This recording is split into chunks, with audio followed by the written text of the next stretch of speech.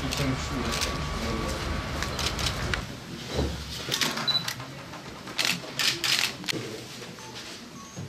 da iyi geliyor Sayın Valim.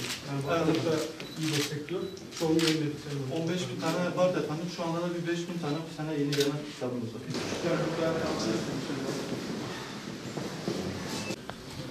Çok aktif kullanıyoruz Sayın Valim. Yani birkaç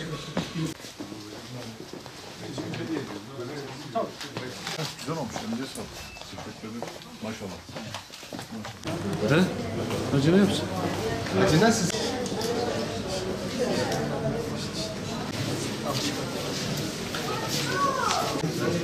Özellikle çalışkan, normalde çalışkan. Burası mı? Ne diyeyim buraya? Sağ olun efendim. Nasılsınız benim? Tamam. Allah nasılsınız? Sağ olun. Ne var? Sağ olun. Milletimize bağışlasın.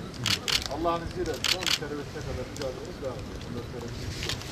Bu anlamda omuz omuz. Bir isteğiniz olursa valideyim, kardeşlerimiz, başımızda. Hepiniz Allah'a emanet olun. Sağ ol!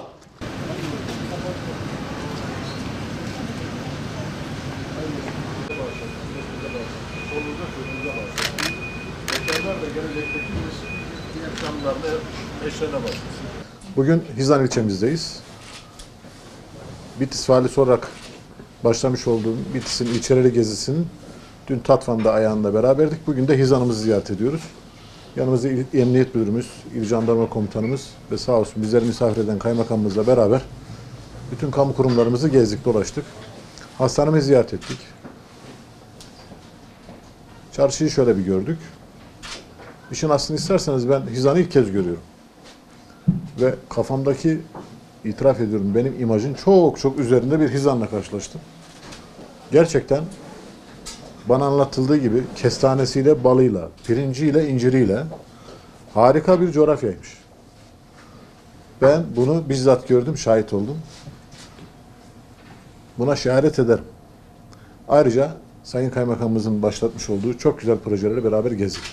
Hasreten Kültür Merkezi'ndeki o faaliyetler büyük takdire şayan.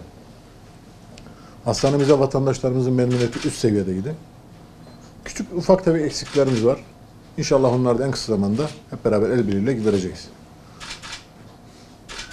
Bitlis ve Hizan denince, hasreten Hizan denince insanların aklına gelen o olumsuz imajların çok üzerinde mükemmel bir coğrafya ve mükemmel coğrafyada yaşayan harika insanları gördüm. Çok şükür memleketimizin en güzel köşelerinden birisinde sizlerle beraber olduk. Biz bütün vatandaşlarımıza Hizan'da ağırlamaktan gurur duyarız. Gelsinler, görsünler. Kaymakamımız sağ olsun geçen yıl başlatmış olduğu, değil mi? 2 yıldır.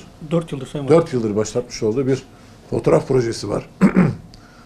Bu sayede biz Hizan'ımızı dünyaya da tanıtıyoruz. Dünyanın tanıdığı yeri memleketimizin insanları da milletimiz de gelsin görsün istiyoruz. Ben başta Sayın Kaymakamımız olmak üzere tüm kamu çalışanlar arkadaşlarımıza çok teşekkür ediyorum. Kaymakamımız aynı zamanda belediye hizmetlerini de yürütüyor malumunuz. Suyundan kanalizasyon çalışmasına, spor alanlarından asfalt çalışmasına kadar harika hizmetler yürütmüşler. Ben tekrar kendisine teşekkür ediyorum.